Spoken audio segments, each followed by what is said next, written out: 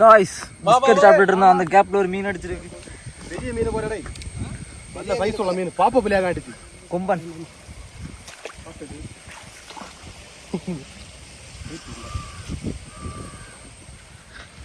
இல்லங்கி மற்ற கல்பாசி மீன் பக்கத்துல வந்தாச்சு.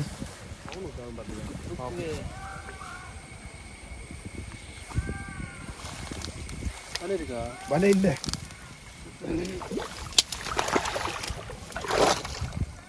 சின்ன மீன் என்ன வேலை கட்டது?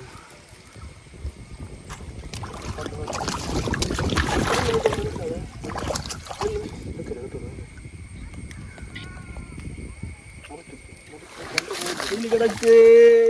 ஆத்துல மீன் கிடச்சு. அப்பப்பல மீன் கிடச்சு. டைவாக வேறு நாடி காடியில் ரோகு நம்ம பாப்பப்பில் தான் அடிச்சிருக்கு. வேற லெவல் ஃபிஷிங்.